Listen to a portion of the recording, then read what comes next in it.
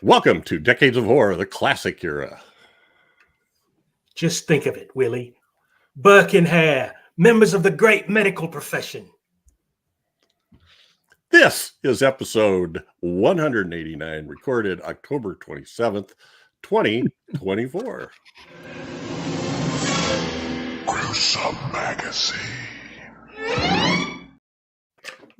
My name is Jeff Mohr. On this podcast, we cover the good, the bad, maybe even the ugly horror films released since the beginning of time through 1969. In each episode, we'll discuss the monsters, spirits, psychos, and villains that have haunted movie-going audiences since the dawn of film history. With me this week are my incredible co-hosts, Chad Hunt, co-host of Decades of Horror, this, that, and the other one, film producer, director with Recalic Production, comic book artist, and writer. And he's been busy taking care of business, so we're so glad to have him back. How you doing, Chad? My name is Chad Hunt. You got your business done? Sure did. I'm talking about the last 2 weeks. I'm not talking about... Anyway. I thought you were talking about the business I was doing before. That made me... No, not at all. Not at all. I ran out of toilet paper. Also with us is Daphne, who is awesome, stupendous, and likable as hell. Daphne! Hi, guys. I'm doing really good. It's always looking forward to seeing you guys. It sounds like you're in for a fun night. Yeah, I am going to go see The People Under the Stairs. At the theater. It's going to be fun with my friend. Yeah.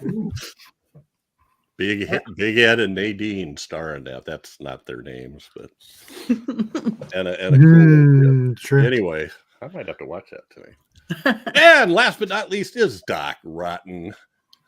OG my name is Gruesome Magazine. What? my name is Doc Shady.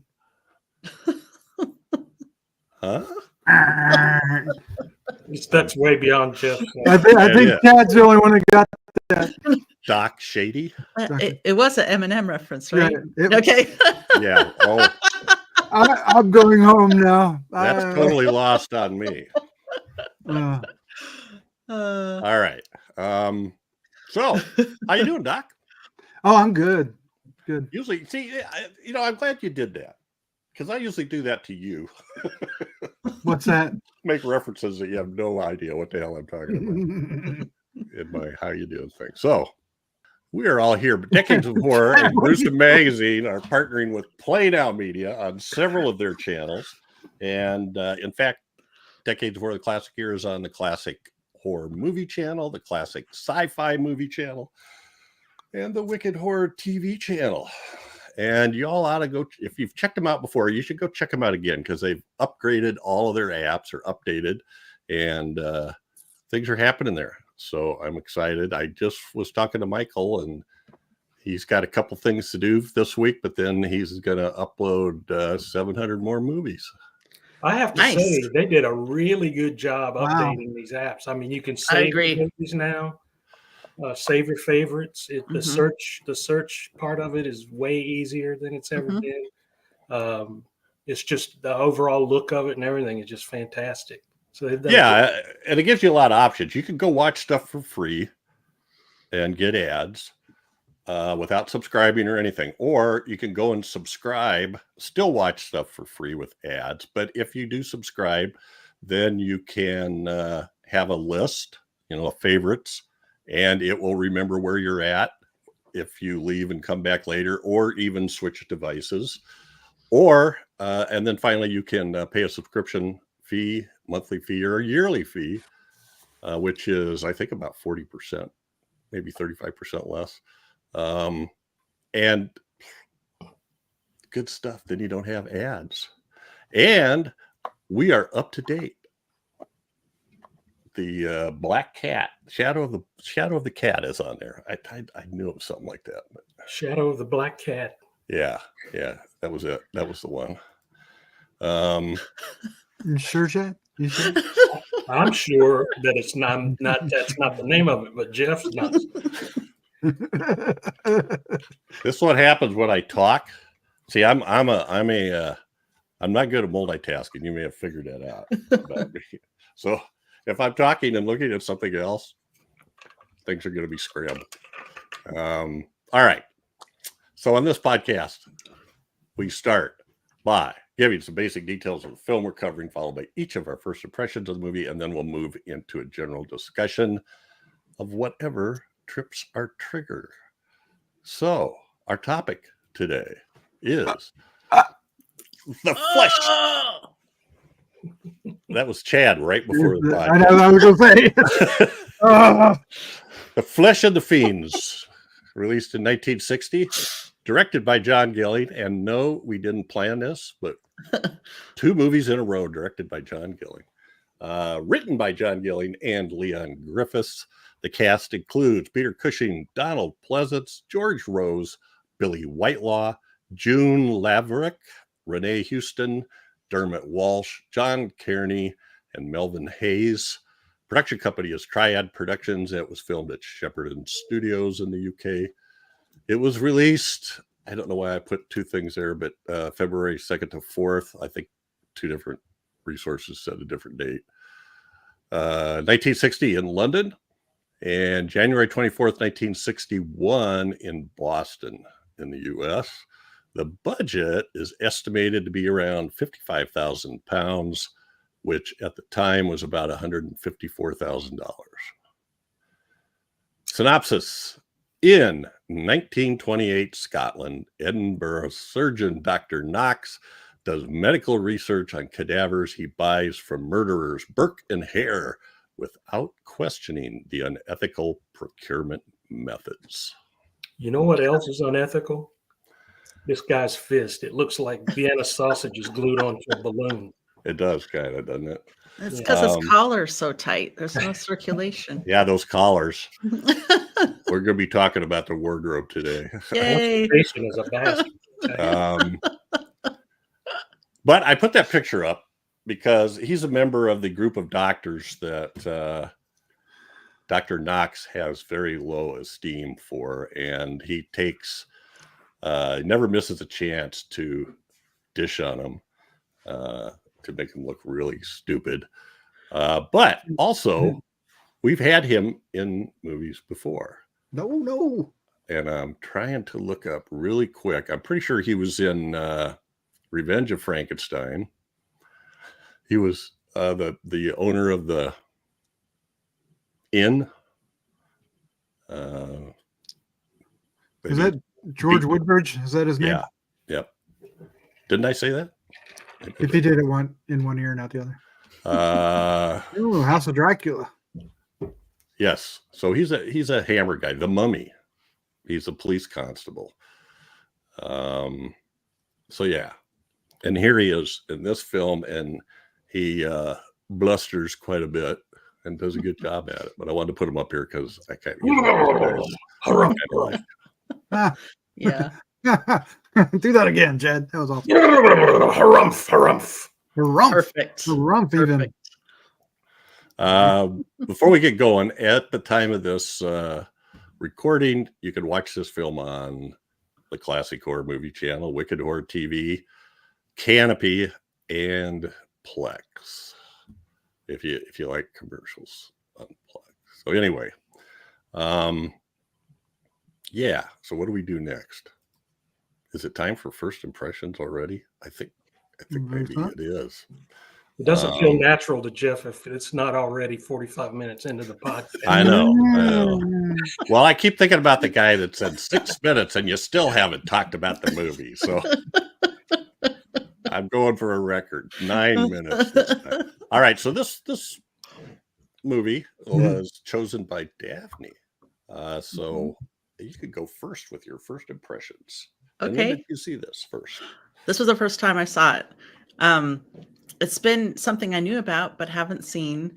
And I was talking to Chris Peters online, one of our Grue believers, and he was saying he was watching it and thought I would like it. So I thought, what the heck? We've been talking about doing recommendations.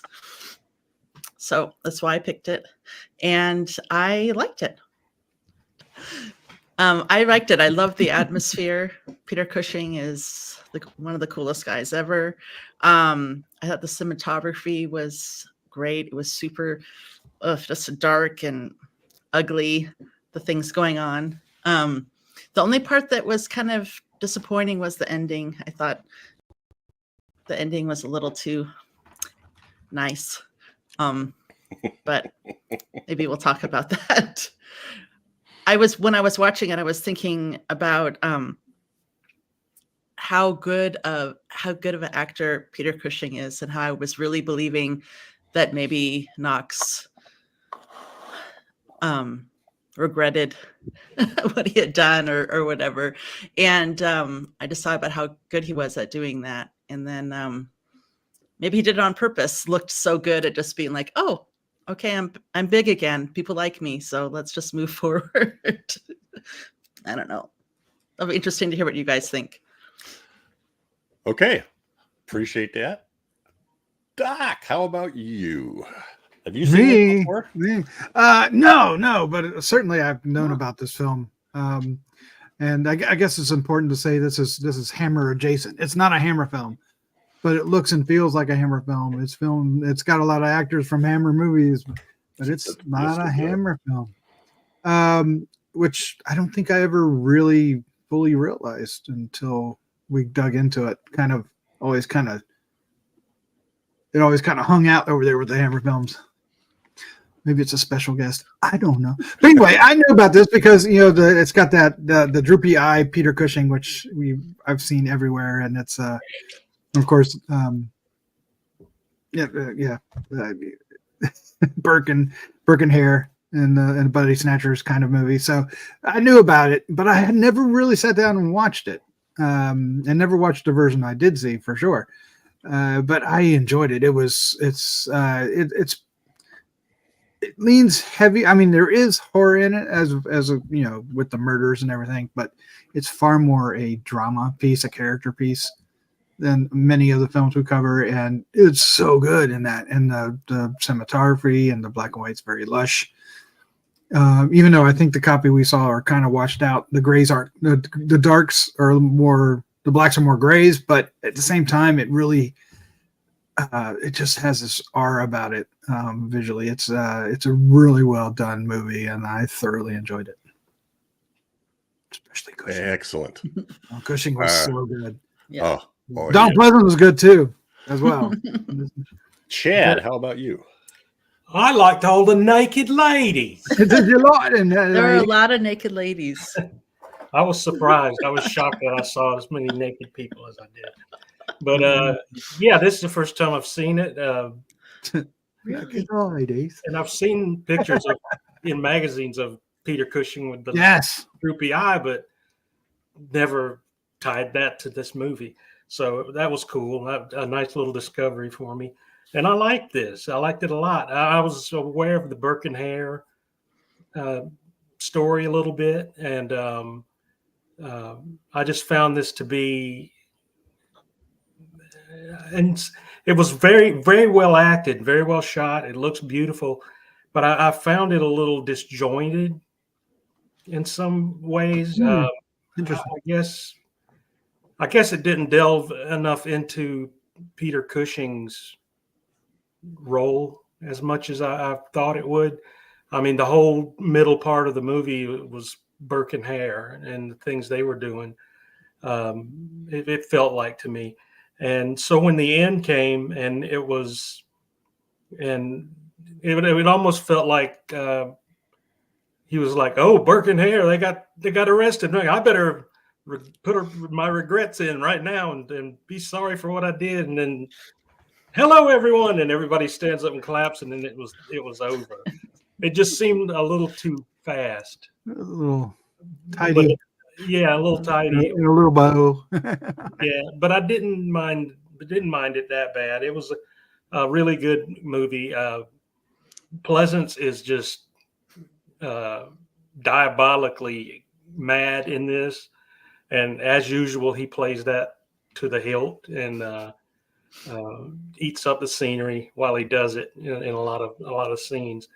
But I liked him in this a lot, and I really liked Mary and the doctor. I like their story quite a bit, and I felt so bad for the doctor. Her boyfriend or whatever. Their story was kind of sad. Are you talking about the student, or are you talking about the student doctor? Yeah. Okay. Yeah. And Mary. Because you got the other guy. That's yeah. I mean, that's what I meant. The student guy and Mary, his girlfriend. I enjoyed their story. Billy Whitelaw. Yeah, she was beautiful in this, and I liked her story and the way she acted, and she was very good in it too. So yeah, it was a good watch. I really like it. I was surprised because usually I don't like these murder and mayhem movies very much. They're not that interesting to me, but this one was. I liked it a lot. Mm-hmm. Good pick, Daph. Thanks. Yeah, Billy Whitelaw's character was probably the most complex character in the movie. Yeah. Really. Mm-hmm.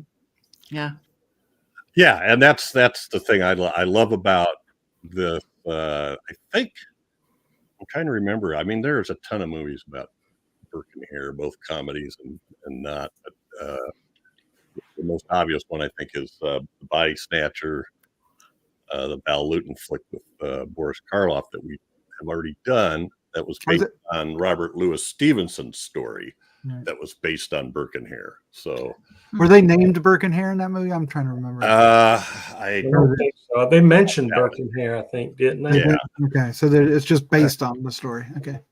Yeah, it's based on the story, and the story was based on them. So, anyway, I love Peter Cushing. I love George Rose and Donald Pleasance as Burke and Hare. I thought they were great. Billy Whitelaw, holy cow! This is probably the most I've seen her do in a movie.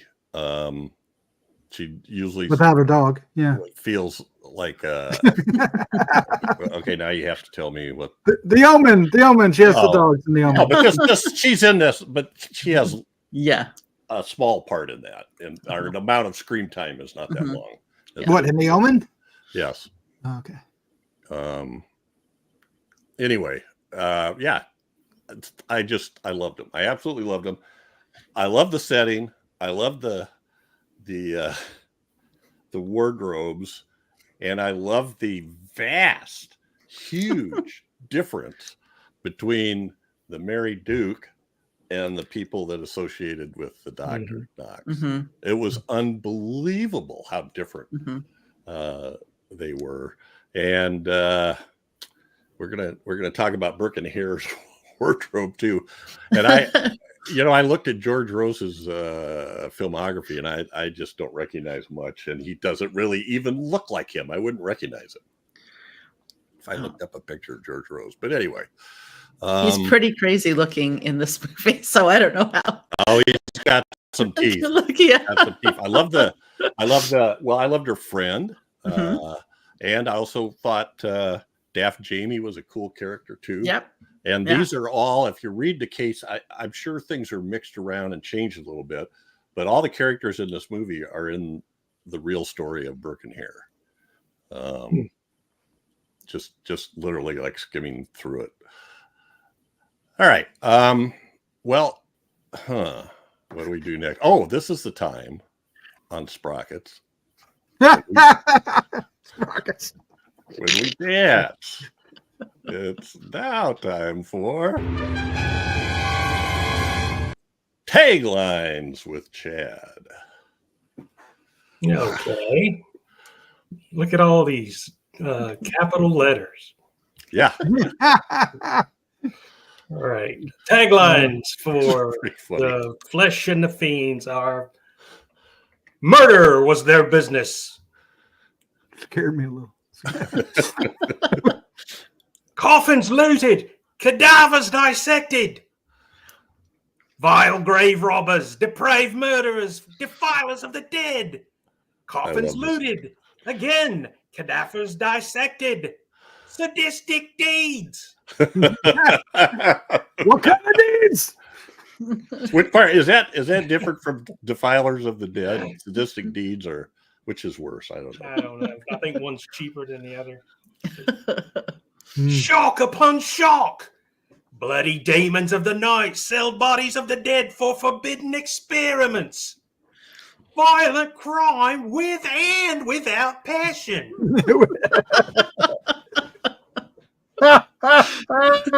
Isn't that great? With and without passion. I mean, wow, I don't even know what the hell that means. You can have it your way. You have options. Would you like your violent crime today? Would you like passion? Welcome to Violent Crime King. How would you like to try a new double violent crime burger? Oh, thank you so much. And that's been Taglines with Chad. Chad's our hero, cool and rad. With him reading taglines, they can't be that bad. With and without passion. That was Chad's good one. All right. I prefer my Chad with passion. Well, you may see any or all of these taglines as we go through this, but this is one of those movies that's got tons of taglines and tons of titles. So almost all in caps. Running through the posters. This is actually the cover of the Blu-ray. And it's Kino Lorber, I believe, does the Blu-ray. Mm-hmm. And while we're on the Blu-ray, there was a bunch of this cut in different versions of this. So the full version, hour and 35 minutes, is on here, which includes nudity. And like apparently in the taverns back then, the women just walked around with their tops hanging down and stuff. I don't know. And then still do that in some areas. Yeah. Maybe airports. Probably. Mainly airports. Near the airports. Oh, near the airports.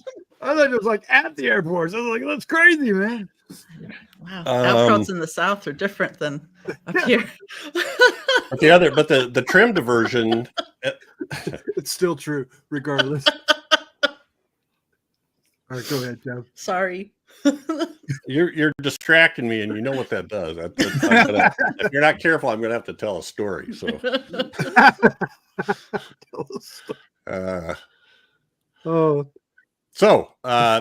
is the cover of the Blu-ray, and then also on the Blu-ray, there's various different lengths with different amount cut. But on the Blu-ray, it has the version of the Fiendish Ghouls, which is an hour and 15 minutes. So it's got 20 minutes cut. Jeez, look at some guys.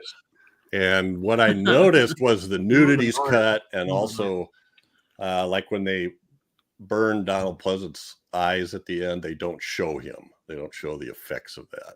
You know, they have him come in with the. So I think some of the nastier, even the implied stuff is taken. Was the killing of Jamie in there? Or I don't know. Something that was a really I don't know. I guess it was violent, but it was more just, I don't know. I felt like it was so dirty and gritty and cruel. So maybe it just felt like it was a lot visually worse than it was, but I think it was terrible. Yeah. Yeah. Oh, they're such assholes. This poster right here, the Fiendish Ghouls, has, I think, 3/4 of the taglines on it. even on the gravestone, there's taglines. Ah, look at that. Big splotch of blood in the middle. And I feel like I should be looking at, like, the guy on the right should be Costello and the guy on the left should be Abbott or something. So, now that would, I mean, Costello as Burke and Hare. Now there's something that should have happened in the real world. Yes. I stabbed him and he wouldn't die. Burke!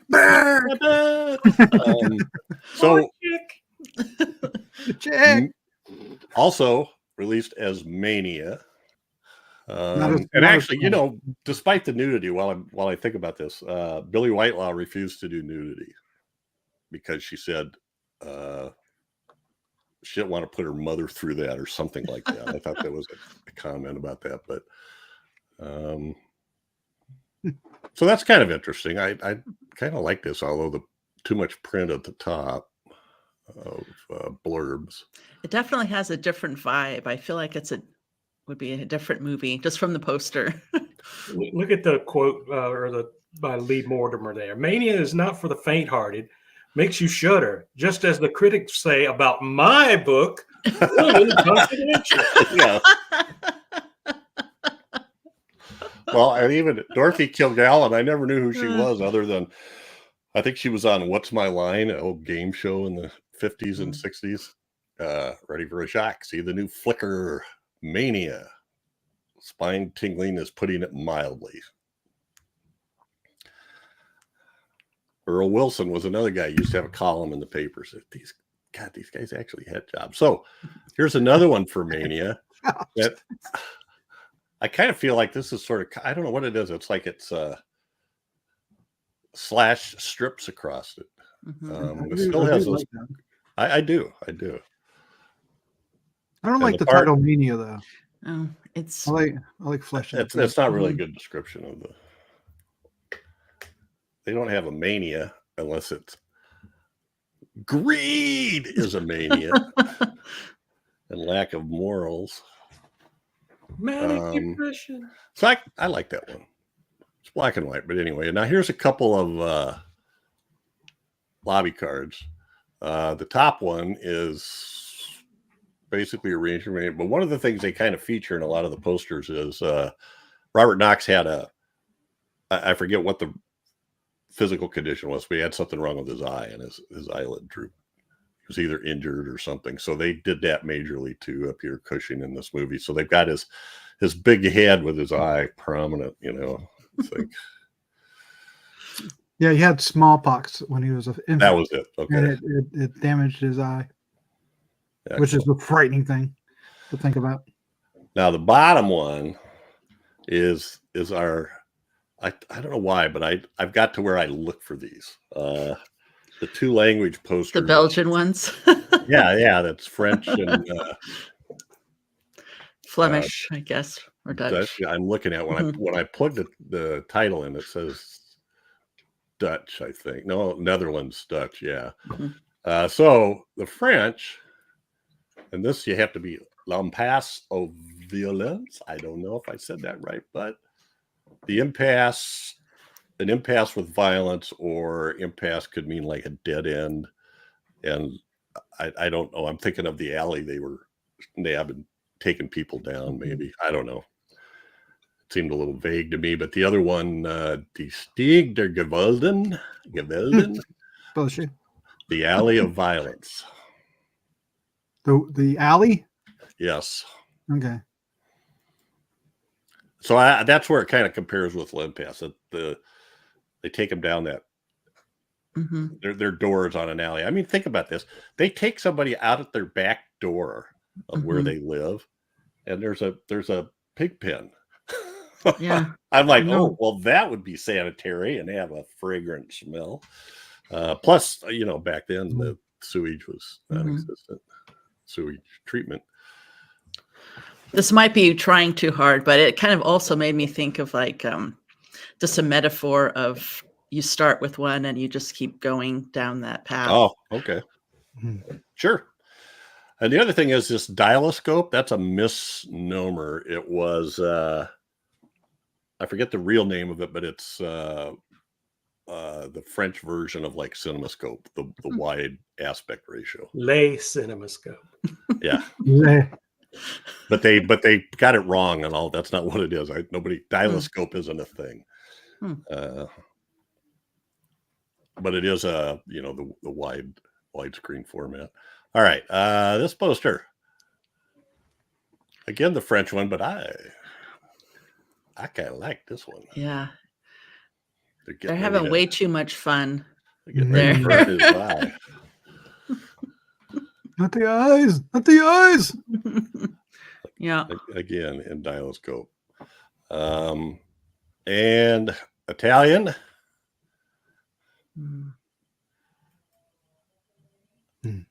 These are all kind of interesting. I mean, yeah.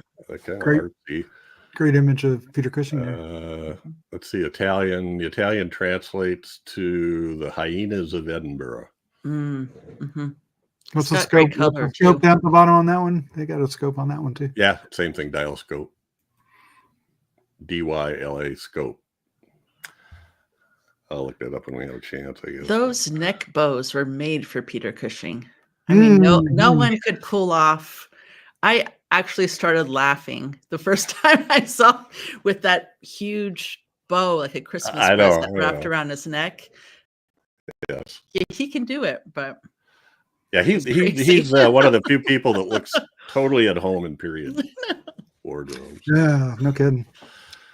And then we get into the German Der Arzt und die Teufel, which is the Doctor and the Devils. No, I thought it was truffles. The Doctor and the Truffles. Doctor and the Devils. Didn't they make a movie called Doctor and the Devils, or is that something? Am I making that crap up?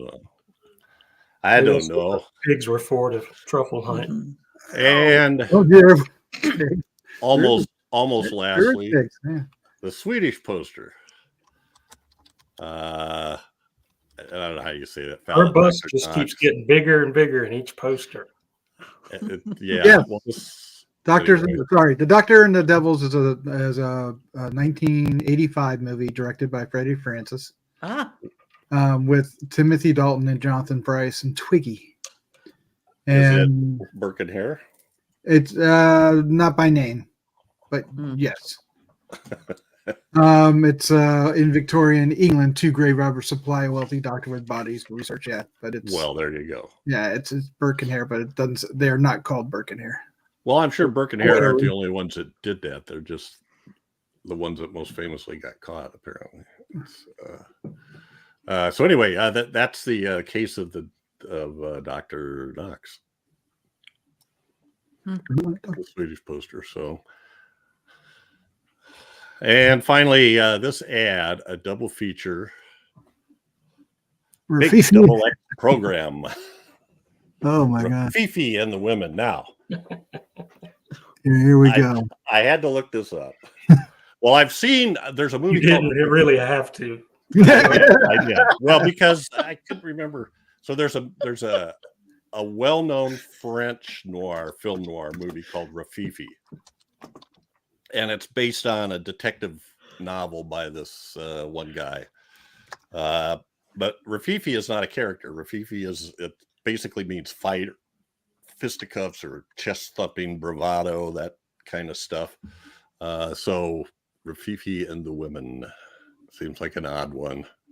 The original Rafifi film was directed by Jules Dassin, who was blacklisted in the U.S. and went over, and he made this French film, which is awesome. It's like the epitome of heist films, and I wish I could remember who had the quote about it, but they basically said he managed to take what was maybe the worst crime novel I've ever read and turning it into one of the best crime movies I've ever seen.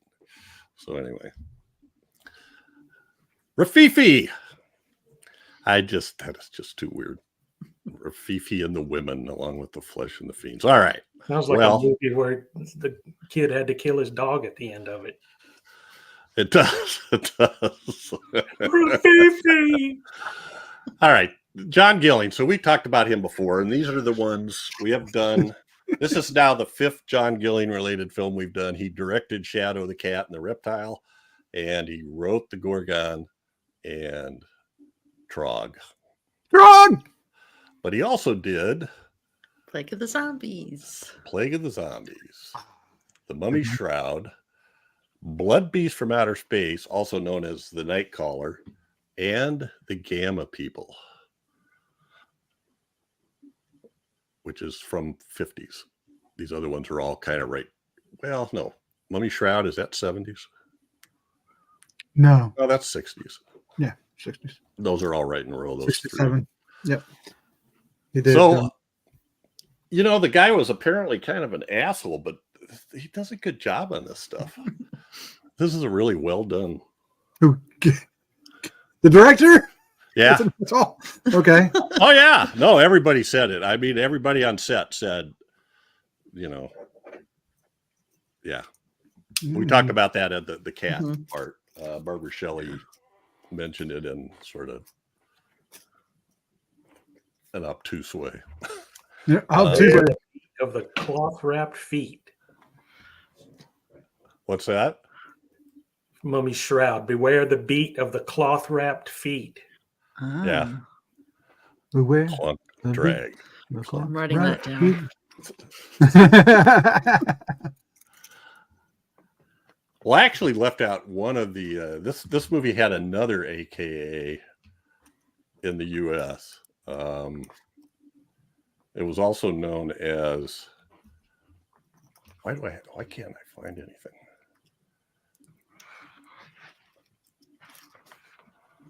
All right, it was also known as Psycho Killers. Yeah, I knew that. It's the musical events of the season. That one I get. Okay. I searched movie poster for Psycho Killers 1960, and everything I got was reference to the song, Talking Head song. So anyway, all right. So that's John Gilling. Any comments about the direction? Well, he's a fantastic director. Yeah. He really gets the atmosphere of his films. I mean, Plague of the Zombies and Reptile he shot those back to back. We've talked about those. They're wonderful. I like Mummy Shroud probably more than most here on the podcast, but I'm cool with him. Is Mummy Shroud the one that gives Michael Ripper the big part? Yes. Okay, I like that one too. Yeah. But I think it's the one that has Michael Ripper in it, the big part. And who doesn't love Trog? No, I think that's a different one. Michael Ripper's in a different one. Oh, okay. No, there he is. He's Longbarrow. Yes, he is in that one. Sorry, I'm mistaken. I was confused about that. You threw me for a loop. But yeah, he only wrote Trog. He didn't direct Trog. Oh, I agree with Doc. I really, really like these movies that he's directed, and the acting in them is very good. And I don't know if if it's the same cinematographer for each, but the atmosphere and just with this one, the shot angles I thought were beautiful. The light and the dark, that just really got the language of just the horrible things that were happening. It just really got it across. I was really kind of blown away with how, I don't know, much despair or whatever. And in addition to the vast differences between the two classes in this movie. And, you know, I just thought the acting was really good. And Billy Whitehall was, however he directed her, she was amazing in it. They really did capture that difference in class a number of different ways. I mean, yes, visually, but there's when they meet at that park, and you know, she's her part of the conversation definitely reveals that class difference and their observance of her. Really, that scene was fascinating. That stood out for me. She would talk like everyday people would talk more like, and the other doctor and his girlfriend were hoity-toity types. They were hoity-toity. I don't want to walk around all day with my bloomers wet or whatever that was she said. As a matter of it was brought out in the writing a lot, how these characters interacted. They almost the upper crust almost blushed when she said her bloomers wet. They were like taken aback, and it was pretty tame actually for her, probably.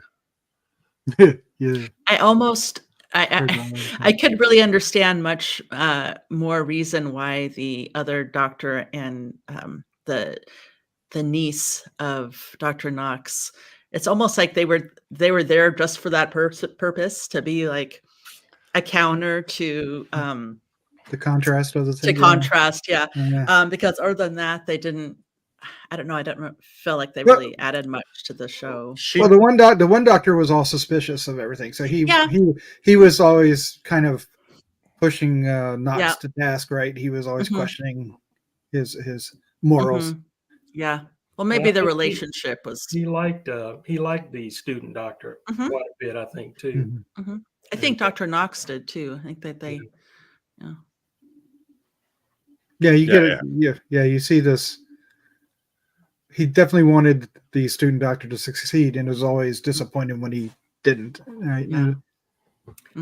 But it also showed too when the scene where Billy Whitelaw's character and the student doctor caught her sitting on some guy's lap in the bar that night, and she like Doc said earlier, she was one of the more complicated characters in this movie. She was trying to brush him away because she didn't think she was good enough for him. So because she sees how his friends live and how he wants to be a doctor and be the same way, I think she felt like she didn't belong with him. Yeah, she definitely had. So she definitely had imposter syndrome. Yeah. So she sort of yelled at him and called him names or whatever, so he'd run away. But she immediately regretted it and ran out after him. But the writing on this was just great as far as that kind of stuff. Yeah, she always fell back on her vices too. Yeah, she wanted to have those drinks, and of course, the more she drank, the more risque she became. And that's kind of what struck me as an even more of a layer that Billie Whitehall added to that, because she didn't necessarily, I don't necessarily think she hated her life. I mean, I don't, I think that's what, I think that she just kind of, I don't know. I guess I don't think that I think it would be easy to interpret that she was ashamed of that life or something, if she wasn't good enough. And I didn't get that impression from her. I felt like she was okay with that. But maybe knew that the clashes, their different levels in society would be too difficult for them or something. I don't know. I just felt like she was able to really have more depth of a character than you see lots of times this character in these shows. So these pictures here are Billie Whitelaw and John Kearney, who plays Chris Jackson, the young doctor who isn't quite up to snuff, in Dr. Knox's view. But I tried to find a picture of it, and that's close to the one in the shot, or the shot at the top here. But when, Burke and Hare, he shows up to pay the other body snatchers with the money from Dr. Knox. And Burke and Hare are watching him and going, oh, he's got money. We're going to head out ahead of him and we're going to mug him. And she sees that he's got money. And so she's going to try to pick him up. And so she follows him out and sees that they're mugging him and screams to help. And then he goes and grabs him and takes him to her place, right? Or to a room upstairs at the Mary Duke. I don't know. But when he's going to leave, she gives him that, I don't know, this will sound trite, but she gives him this come hither look. That's sort of and that's close to it in that top picture. But there's another part where he starts to walk out and she kind of leans back with her arm wrapped around the corner, and he just can't. He cannot resist. Very seductive, yeah. And then that's where she's cleaning him up, after he got hit over the head by, I think Hare actually hit him over the head. I'm not sure which one. And then in the bottom is when they're out for the walk in the park. And she's all dressed up and doesn't realize how much what she's wearing really doesn't fit with what the other ones are wearing. It's just it's just a little more, I don't know, frumpier or older or what. What do you, Daphne? I don't know. It's just something, those things always stand out, right? Not quite the right outfit, or so and also just kind of the way she talked or whatever, those little things that class language or whatever. But the actor who played Chris, and also the character of Chris, I think was also had a lot of depth to it. And the two of them together, it was like, it was really sad. And I mean, I can't think of the right words for it, but they were both like more heart than brain, maybe, or they're both really passionate people. And I think that they really cared about each other. And, you know, they did not have a good endings. But I felt like his character I really liked too. And I really believed that he, I don't know, that there was something real for him and her. I guess authenticity maybe, or depth or something. But yeah, because at the same time you felt like like you said, he wasn't quite up to snuff. He was always trying and never could really achieve that, you know. Right. He also didn't have the money behind him. He didn't have him. He didn't have the class. So he was basically the the on the other side of the tracks, if you will. Right. Yeah, like a scholarship student or something like that, if you would. Yeah. And Knox recognized his skill, but always worried about his the passion getting in the way, which is exactly what happened. Yeah. Which is fascinating, that these basically supporting characters get far more character development than even Knox. Knox kind of saves his toward the end with the little Christmas carol-y kind of thing that's going on at the end. But yeah, that's a good way to put it.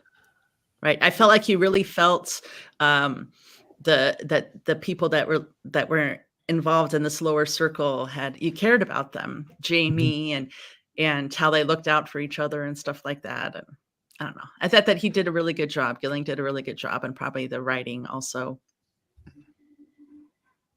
Yeah.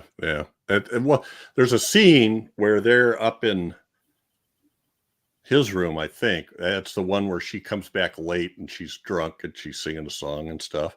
And they have that discussion where he's mad at her and makes her promise, but she does this. They have that whole soliloquy about. She says, "I want to be here. I want to be, with you. I want to do what you want, but I still need to go out and, have a wee drink and sing a song." And, and she's torn between those two worlds. And that's the gap. I think the gap was the biggest gap. The biggest evidence of the gap, or the most obvious thing, was the thing with the bloomers, I thought, because that couple out there were like, the look on their face when she said bloomers was they were aghast. And she was anyway, she's got it. She could let's double back. Well, let's finish up with Billie Whitelaw. Where did I have her here? Yeah, these are like acting moments. I thought this is just Hare is about to kill her in that bottom picture. That was a little brutal too, wasn't it? Or is that a different one? Yeah. Was this one right? Yeah. Is that the first time that Burke actually was going to do the killing? I feel like all the other time it was. The other guy is Burke. Sorry. It's his Hare. Sorry, yeah. Hare. He kept trying to slough it off on Burke all the time. Yeah. But he go Duck. I was going to say he steps in on this one. Yeah. I'll do this one. But he was always the manipulator. Do you think his intent all along was to kill her, or was he intending to get some? Basically, I feel like his true nature came out, and he just his animal instincts took over, and he killed her. I don't think I think you're right, Jeff. I don't think he was intending to kill her on the onset. He was intending to get some smoochy, and it just triggered everything. She started screaming, and it just angered him, and that's when he kept going, shut up, and then that's when he killed her. Yeah. The middle picture is her with, and so Billie Whitelaw plays Mary Patterson, and the woman she's sitting with at the Mary Duke is June Powell, who plays Maggie O'Hara, her friend. I like her. Yeah. She's the one that brings him down, right? when she sees them killing Daft Jamie. Yes.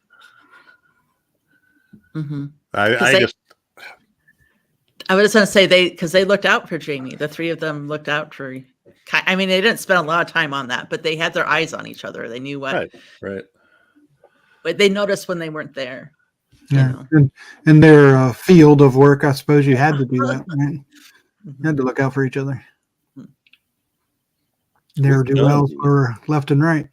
We've done several movies with her. What was The Strange Case of Dr. Jekyll, Mr. Hyde with Jack Palance? We did that. We did The Omen on 70s. Oh, The Omen. And I know there's another one. There's one where it's kind of a psychotic guy. I don't think she has a smaller part in that. Frenzy is what I was thinking of. Oh, Frenzy. Yeah. She's in Frenzy, yeah. But that's not the only genre stuff she's in, I don't think. But she is far more.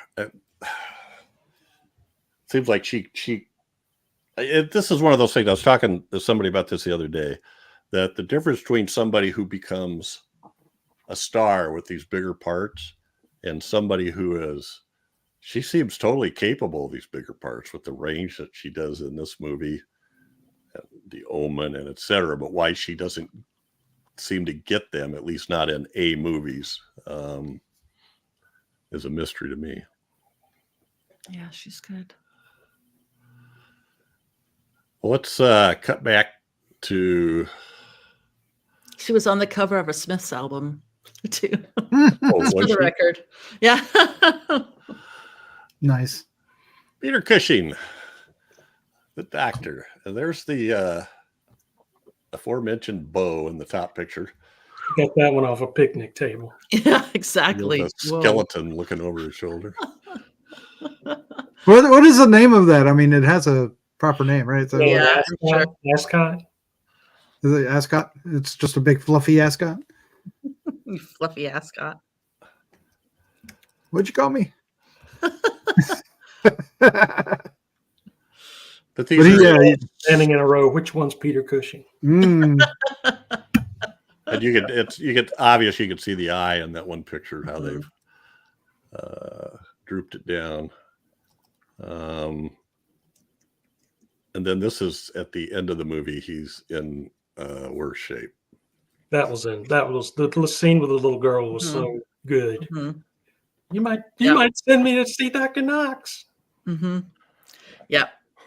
And he's like, no. It was a strange shift, though, after all that, and then the shift into his redemption. Yeah. And I'm not sure it was totally earned. It felt a little flat, but at the same time, like you said, the scene between him and the little girl is still powerful, though. Yeah. Which is, I think, was what made the other ending seem so it's just not right, because he did such a good job, making you think that he really had some regret and was, but and then all of a sudden. Well, you expected him. He was just as complicit as Burke and Hare, and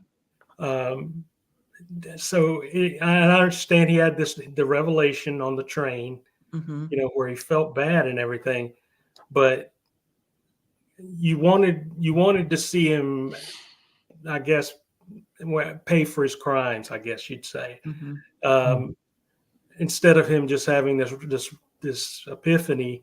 And then at the end, he's right back into the good graces of the college and the students and everything like that.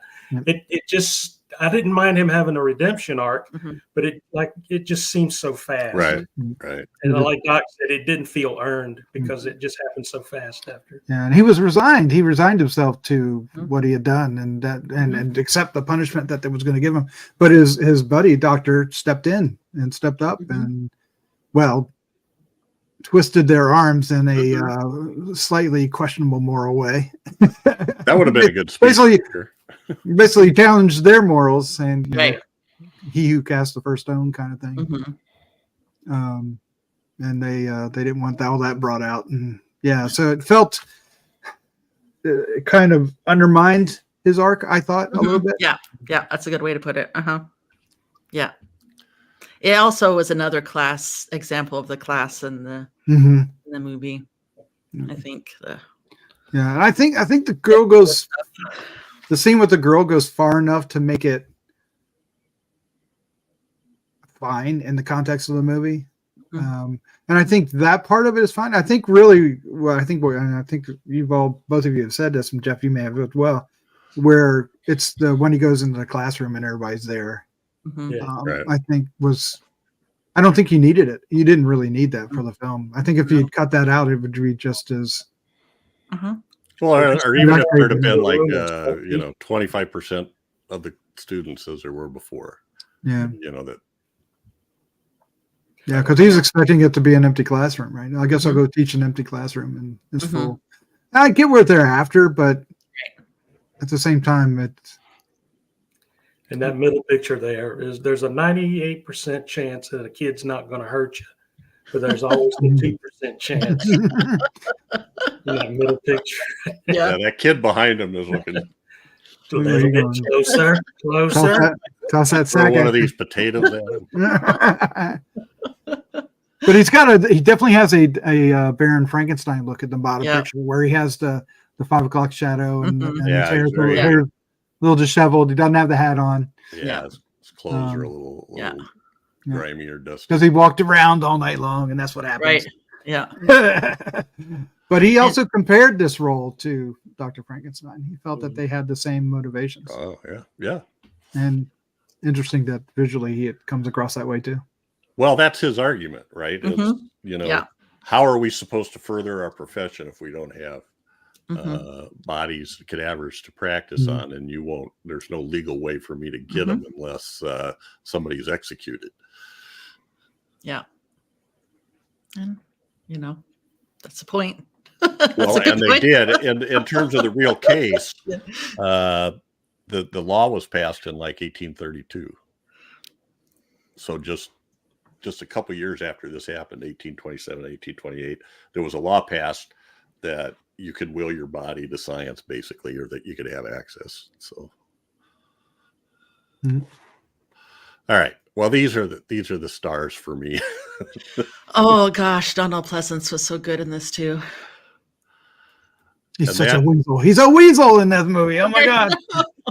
The shot in the top is when we see the first body sold to Peter Cushing, and then they get paid in the tavern, and they're sitting there going, "Oh, these resurrectionists think they're such big shots." And don't they drink the entire purse of money? Right? Yeah. And they're just so goofy. Burke's attempt at an ascot there is really haunting. Yeah. I know. I love the grimy vest too, and the coat, the overcoat, and here. I know I've got some other. Well, you notice, Daphne, the difference between, even though their clothes are similar, of course, they're always, but they never fit our characters, right? They're always either too tight or like our doctor guy, his clothes were too big. Right. I don't know if you noticed that, like the shot with him and with Billy Whitelaw out in there, his clothes are too big. But our class, they're always perfectly fitting. You know, Peter Cushing's clothes perfectly fit. The doctor that is with him, whose name I forget, his clothes perfectly fit. Yeah. So there's always that, because look at that vest. That vest is too tight. He needs a new vest, but he can't get one. He can't afford one, so he has what he has. And who knows where he got those? Yeah, I mean, probably wasn't his, right? So So I'll tell you what, I looked him up somewhere, right? Did anybody look up George Rose? The guy in what way? Burke. Like what he's done, or he's all over the place.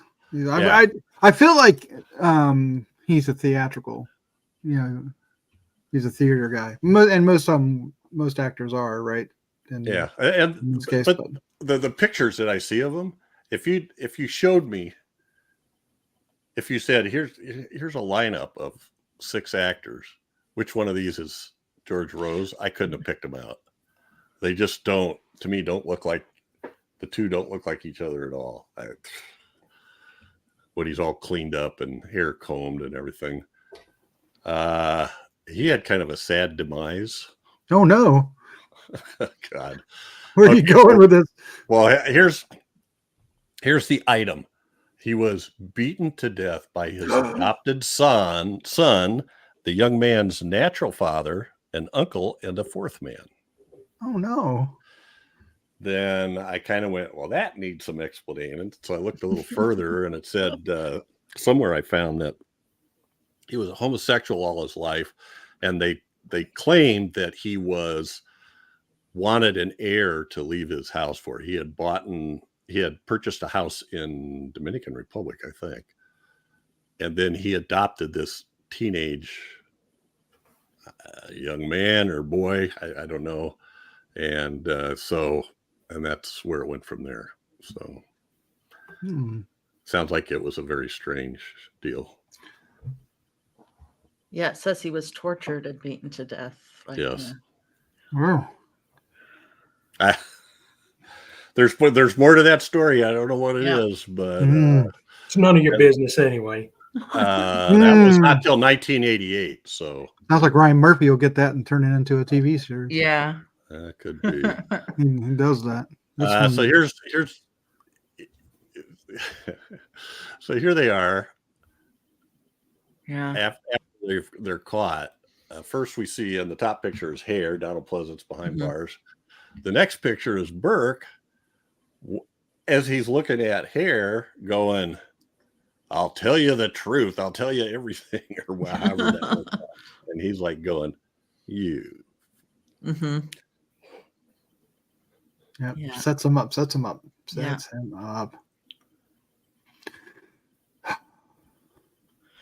And he has a line like before he's hanged where he says something like, the doctor never paid me, so I had to die in this suit, or something like that. I mean, he's worried about the class, right? Yeah. There you go. Back at it. But he knew you could. I love that picture, the second one from the top. He knew exactly. Yeah. Yeah. And and I was surprised. I have a feeling that this was pretty accurate in terms of society at the times. The fact that you could just go into this bar, and I don't know if they were barmaids or women that were employed there, or just women that went out to find a way to have their evening paid for. But with the nudity and and that's what usually happens in a lot of times the classes. I don't know where I'm going with that. But then the dirt, lie, Jeff, just leave it lie. The dirt and the slime and the poor hygiene and stuff. It wasn't there, and poor hygiene. There was no access. Wow. Look at the size of that pimple on his face. So his nose. Saying. Also, the way they hung him. There was no trap door. Oh, they just pulled it. There's no kicking him off the chair. They just lifted him up. I didn't even notice that. Yeah. The two guys in the back just pulled on the rope and lifted him up. Yep. Just yanked his butt up. Yeah. And then the bottom shot, of course, is Donald Pleasance after they've burned his eyes. And the thing I found interesting about that is right before that, there's a shot of him. He's trying to run and hide from him. And there's the blind guy we've seen repeatedly throughout the movie is standing there. Yeah. Looks like they just burned the one eye. Is that right? I think they got them both. I think they got them both. Yeah. And that was pretty gruesome too. Seeing the aftermath of that. Simple makeup to do it, but worked really well. I know that vigil. I was thinking a lot in this movie, like about tropes and stuff, and the vigilante trope. I mean, it's just one that always gets me. It's such an ugly. and I don't want to say trope because people are actually do this in real life, but it's I really felt it in this movie, like the evil on both sides of the of people of the human condition, just how we can turn on each other and get joy out of taking things from one another or whatever. And it was just so hard to look at. Yeah. And the vigilantes in this group are really, they made me think also about the Frankenstein, in things from Frankenstein too. I don't know if they had pitchforks, but they had their torches, and maybe they never had their torches. Oh my gosh. Yeah. is not is a realistic thing. Yeah. I just wanted to show these two because it's the two we kind of mentioned, like Mm-hmm. sort of like it really did seem like the only reason they were in the movie was to meet out in the park or something, which but Martha Knox was June Laverick, and the person in the top, Dr. Mitchell, is Dermot Walsh. Known in high school as Bird Hair Walsh. Or Chin. I can get two ravens to land on my chin at the same time. Chin. But I did like the characters. I mean, they maybe didn't lend a lot, but I liked them. It was nice to kind of see someone help bring out the more human side of Knox. Yes. Yep. Well, that the whole thing was interesting because he said, Knox told him, you should do what you think you should do. Yeah. And so he expected him to rat him out. Well, why didn't you? And anyway. Well, there's an interesting comparison between our character here and Knox and Burke and Hare, because Burke and Hare do turn on each other, and we see what happens. But he stands up for Knox. And that's Knox, good. And Knox gets redemption. So they're good point. Yeah, there's some interesting parallels there. And they both suffer from the same type of oppression from their peers, but it's different class type, right? So much more violent and gritty for Burke and Hare, but more political and financial, if you will, for Knox. So interesting. Yeah, no, that's a good point. I put these together of the victims, and I think I have them slightly out of order, but so the top picture is when the guy dies in Hare's boarding house, and the old man. And they go, hey, let's make some money, we could stick a Depends on him and send him down to Dr. Knox's place. So there they are getting their money. And I thought it was funny when he says, first Hare tells Burke to shut up and let me do the talking, but then Burke can't help himself, and he says, it's a wonder the whole place isn't littered with corpses, It's literally the easiest grave they had to rob. It was right there in their living room, just waiting to be opened. The picture at the bottom is the one where I just went, oh my God. I mean, Hare walks around with this, like the normal state of his jacket is the shoulders torn all the time, the entire time of the movie, or maybe it was during one of the fights. I don't know, but it looked like it was like that the whole time. No, it's just that it's hand-me-downs or Goodwill, kind of thing. It's not Goodwill, that's us, but it's just battered and torn clothes. That's all they can afford. Which like you said, they probably lifted it off a corpse or stole it from somebody. And Burke, he does that whole little, almost like a little monologue where he's talking to Dr. Knox about, think of all the people in Edinburgh that does he come up with like 10,000 or something like that that nobody cares about, nobody will notice if they die, and it's a wonder the place isn't littered with corpses. Let's think of how much money we could make. So that's their. When they say they would be millionaires, right? Good. Well, if you drink it off every night, or if your partner steals your last shilling or whatever. It shows them at the beginning bigging a guy up. Yep. That's the other two guys. Oh, the other two. Okay. Yeah, that's the other two They guys. yanked him out of that grave. I know, and I And the guy's actually trying to act stiff, like he's like, easy there. so here's yeah, that was great. We just took some shades to him. So the top picture is after these other guys take him in, right? Take the body out of the grave at the opening, and they're getting paid by Dr. Knox, and he's kind of moldy looking. Not as fresh No. as the Burke and Hare. Yeah. And so then they go home, see the guy that's died in the boarding house. Oh, we can make some money too. And then they decide that's, they can't wait for people to die. And I think this is Aggie. Mm-hmm. She's their first kill, I believe. That's when the wife gets in on it. Yeah. Oh yeah. Mm-hmm. That's that too. I mean, the way Hare talks about his wife.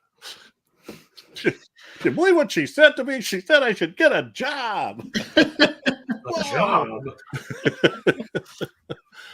God, that was, and then so that thing is called burking. That's where that came from. You hold the mouth. Really? Hand over the mouth. Goodness. Squeeze the nose. Because that's so interesting. Because I was wondering why that's interesting that was their go-to. And like, cool. What is that? While he's Hare makes him do it, mm-hmm. and then dances around him while he's doing it. What? Oh, so gleeful. And then the bottom one is the guy who comes to. Yeah. The bottom picture is the guy who comes to take the opening for the apartment. He doesn't last long. No, they're practically drooling. How are you I doing? know. You know anybody around here? Didn't the wife bring him in? Like She did. She had an ad. Put the sign out. She had a sign out. Yeah. Yep. She's like, hey, you got a perfect one here. So then, I think literally the next one is Mary or Billy Whitelaw. Mm-hmm.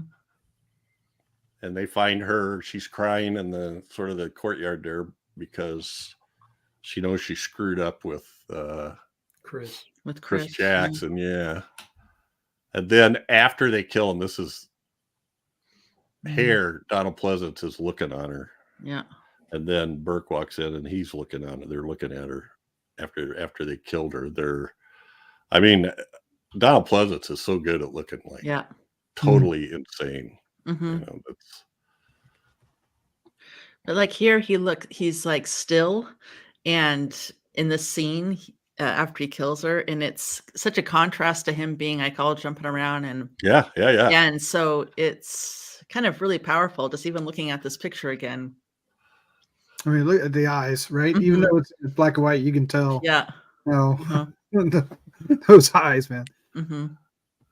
And then the final victims are they're carrying Chris away and telling everybody he's drunk when Chris sees Mary at Dr. Knox's slab, and so he runs out after Burke and Hare and they clobber him. Yeah. And then Jamie finds a ring and they trick him into showing up and killing him. There was one shot that I thought was really interesting because what they'd always do is after he pays for him, then Dr. Knox's man would put him in the brine. He had a little tank there. There was one shot where they rolled the person into the brine and it splashes up into the air and the camera is behind that and it shows that splash clear up in the air in front of Burke and Hare. Something about that. I don't know. I thought that was pretty cool looking. Yeah. Well, is it? I was going to say the death of Jamie is just, I just kept going on and suffocating in the pig poop and the squeals of the pigs. And it was gruesome. And Maggie saw him. And so she runs to the police and says, the police. Yeah. So that made me mad when she went to the police and And she's going, "There's a murder. I just saw it. It just happened." And he's going, "Whoa, what's all this then? Yeah. What, Yeah. well, come on, and I'll show you." You know, I can't do anything without evidence. God. Another class problem, right? So murder? Well, you're just an urchin and running the streets. Yeah, Daft Jamie was Melvin Hayes, I'm sorry. And actually, when I see him, normally dressed up without some bad set of dentures put in, I kind of recognize him. I think I've seen him in English war movies, that kind of thing. He's got over 100 credits, so good for him. And apparently, the whole thing is just it's an interesting character, but there really was a guy with that name. Mm-hmm. All right. Guess what? I don't have any more pictures. What? You're out of Can't pictures. believe it, can you? I I just was in love with. I could have watched Donald Pleasance and George Rose and Billy Whitelaw the entire time. I was going to say you were just in love with Billy Whitelaw. You kind of threw me there. Oh, that too. But, well, there was that one woman in the tavern. Never mind. Okay. All right. Spread the love. It's the guy who played Jamie, it says, was also in Curse of Frankenstein. Oh, was he young? Was he the young Frankenstein? Young Frankenstein. No, I didn't mean to say that. Frankenstein. Was it you're talking about Melvin Hayes again? Mm-hmm. Yeah, the guy who played Jamie. It says his film roles include the young Victor Frankenstein and the Curse of Frankenstein. Mm-hmm. So he played when he was a little chap, when he first met his cousin and all that. Oh man, he was a little shit. Very cool. Yeah.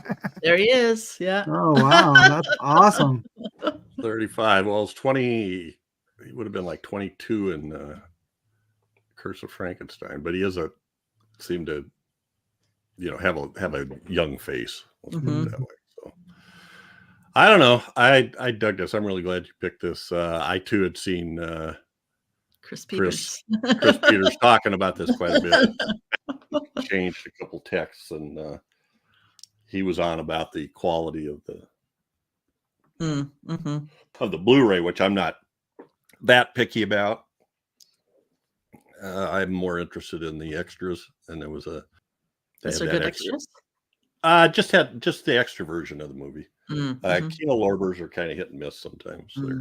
Sometimes there's nothing, sometimes there's a bunch of stuff. So anyway, I enjoyed the heck out of it. Any last comments about this? I liked it. I honestly didn't think I would at first, but it really did end up liking it. I like the characters, and that's the story that made the story between the characters made the good. Not necessarily the murders and all that mayhem and stuff like that.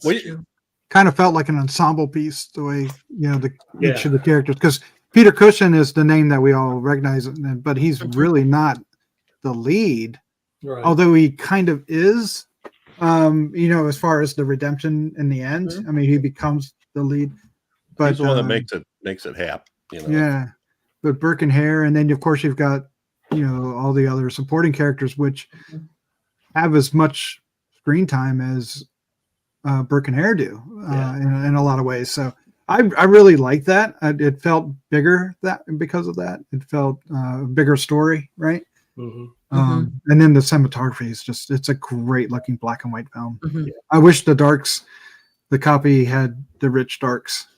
Imagine that would look, because mine were you the same way? Did it felt like the darks weren't quite? Yeah, in some points the blacks were completely washed out. They were gray, right? They were just at the best. Gray, but you could still see the contrast of the blacks and the whites, regardless of it being a little washed out. But it was gorgeous film. Gorgeous film. Yeah. Yes. And So you mentioned this as being sort of Hammer adjacent, but it's also the producers were Robert Baker and Monty Berman, who were Tempian Films, who did stuff like I'm pretty sure The Crawling Eye was Tempian. And Triad they formed with John Gilling, and this I think was their only output specifically for this film. Yeah, I don't know much about that company, but it does feel like it. You know, if you put a Hammer label on this, nobody would question it. Yeah, except for maybe the guys behind Hammer. Hey, what's going on? I was just looking up The Crawling Eye because we did that. I don't know. The Crawling Eye. Is that the one? Is that the who's in that? Boris Tucker. Boris Tucker. That's right. Yes. F Troop. F Troop. Yep. No. Yes. Okay. F Troop. yeah. I just suddenly questioned myself. Yeah, that's Tempian Films, and so actually, Little Shop of Horrors had a long article about Tempian Films that was pretty interesting. That focused on The Crawling Eye, I think. Anyway, I'd say watch this. Watch it. Yeah. Check it out. Now how would you compare this to like the Body Snatcher or Snatchers, the Boris Karloff one, right? It doesn't compare. it's different. Totally It's different. You would say, Yeah, It's different enough. because this I one mean- just feels grittier, even, right? yeah, it was. The original Body Snatchers had sort of a studio slickness to it, like you know what I mean. This one is more like you said, gritty, down and dirty. When it had to be, and the other one looked a little bit more studio. There's a lot more studio to it. If I'm explaining that correctly, I don't know. Yeah, because you certainly feel the class, the difference. Like Jeff said, they go out the back door and there's a pig pen right there. And you the situation isn't going to be the most aroma friendly place to be. Well. But at the same time, that was probably a pretty valuable pig. It's like the bomb under the table in a Hitchcock movie. It shows it to you, and it's not just there for show. Something's going to happen with it. Oh, yes, it does. And I thought it was interesting the street, the city street they were using for most everything. During the daytime, it was teeming with people, and early night it was teeming with people. Sometimes little kids. There was little kids running around outside the bar the first time they go to the bar to the Mary Duke. But then at late at night, there was nobody out there. In the middle of the night. And also something I wanted to look up, but this whole concept of the town crier, the guy walking around at midnight going, "Oh yes, all's well," and I assume that's because people didn't have telephones or radios, or a lot of them couldn't read probably. So that like when they posted who was convicted and who was found innocent, a guy read it off and shouted real loud, but not like, because probably not everybody could read it. So that's my latest. I got to look up town crier, I guess. Research. I did also the co-writer on this. Just a quick comment. John Gilling and Leon Griffiths. This is his first credit. And Leon Griffiths, his mother was a communist activist and named him after Leon Trotsky. Interesting. And he went to work for the Daily Worker, a communist newspaper, and was mostly reporting out of Budapest. But after he witnessed the repression of the Hungarian uprising in 1956, he renounced communism. And this was his first IMDb credit, anyway. And he was kind of best known as the creator of a series called Minder that ran from 79 to 94 in the UK. Never heard of it, but apparently it was a kind of a big deal. All right, that's my last thing. We got some feedback. Backfeed. A moderate amount of feedback. Let's do it. Let's do some feedback. So let's see here. First up, here's one on X the Unknown. Chad, would you take this one? Yes, from Pointy Tail of Satan. Yes. That's a nice name. Yeah. Oh my gosh. Tritium emits extremely weak radiation. The emitted electron can't even travel through a single centimeter of air or the outer layer of human skin. So the whole premise here of tritium being so deadly, it's ridiculous. Okay. I mean, how stupid can you be? Look at our listeners, sciencing and everything. You a college boy or something? No, I love that though, because I kind of like. Yeah, these especially Science fiction. Yeah, especially Nigel Neal, his science. No, we talked about his science recently. Yeah. Yes. Yeah. Anyway. So anyway, you know what? Pointy, can I call you Pointy?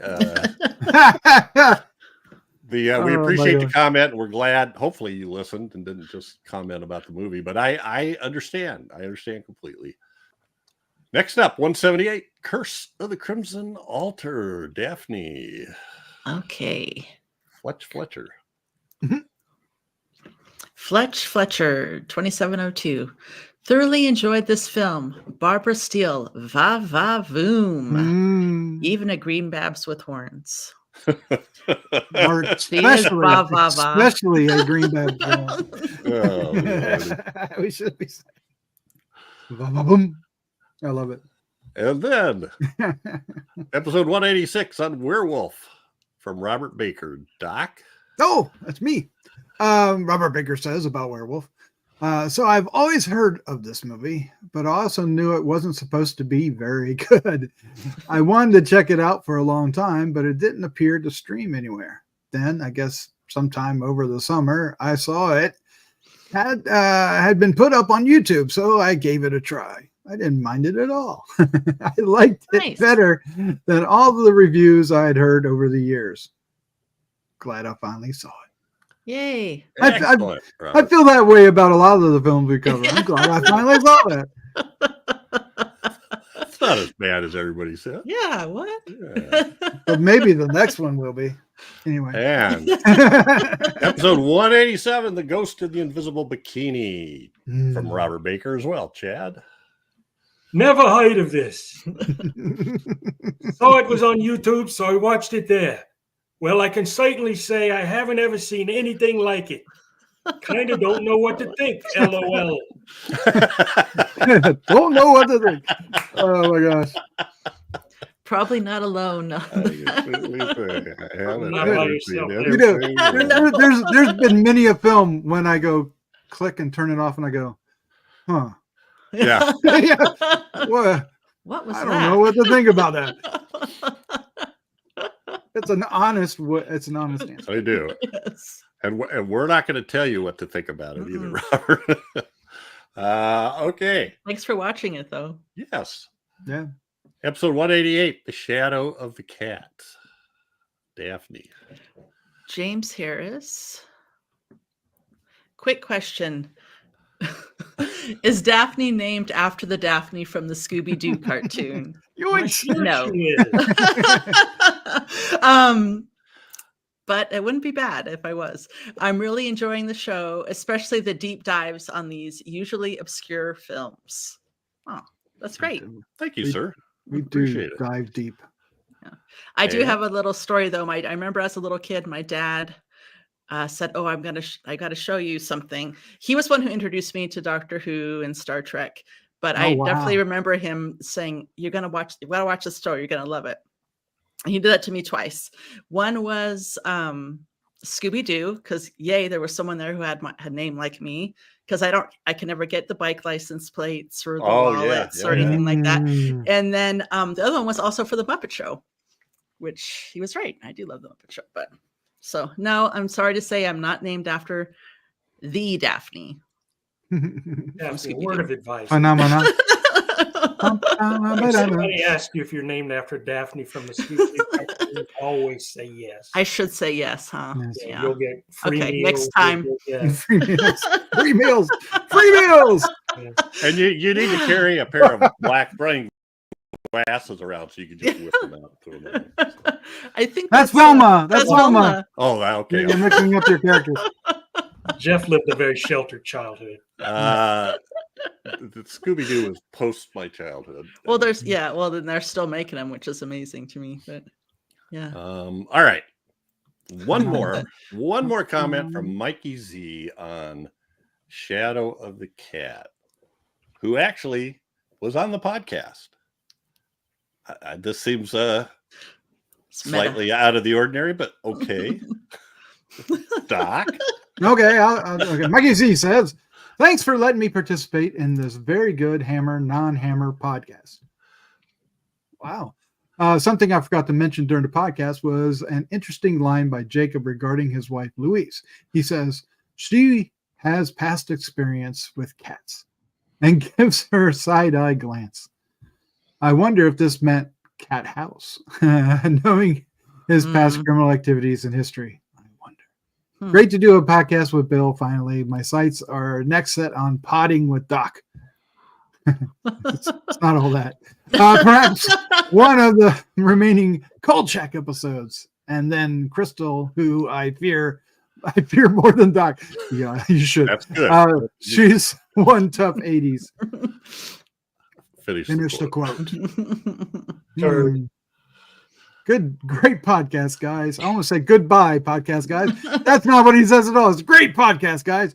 Chad, you were missed, and this one did not have any musical numbers. Thanks, Mike. It didn't. It didn't. But it was great. It was great having you on, Mikey. Appreciate it. Yeah. But he says, please stay in touch with us. Please send feedback to feedback@gruesomemagazine.com, or you can leave comments on the Gruesome Magazine YouTube channel, Gruesome Magazine's H&R DOH podcast Facebook group, or at the website, gruesomemagazine.com. But we love your comments. I understand if you're listening to a podcast app, it's kind of hard to go. Then you have to make an extra effort to go back to YouTube. But you could listen to it on YouTube. I don't know. I always want to tell people about gruesomemagazine.com because there's also tons of movie reviews and other cool stuff on there. Mm-hmm. Trailers and news. Yeah. Interviews with big stars. Mm-hmm. Yeah, sure. All right. We appreciate your comments. That's what keeps us going when somebody says stuff like, I appreciate your deep dives, etc. Like, thanks to Pointy Tail of Satan, Fletcher, Robert Baker, James Harris, and Mikey C. I love that name, Pointy Tail of Satan. I know. It is good. I could never think of stuff like that. That's good. All right. That's it for this episode, but every 2 weeks we'll be focusing on a specific film released between 1920 and 1969. Next up is one chosen by Chad.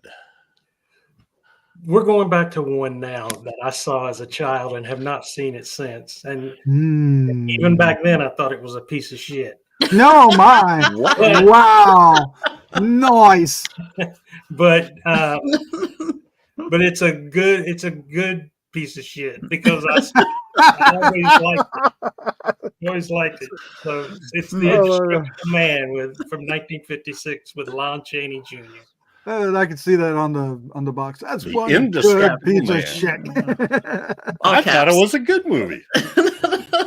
I watched it again a couple years ago. Is this the one with him in the rubber suit and electricity? Is that the right how one? to make a monster?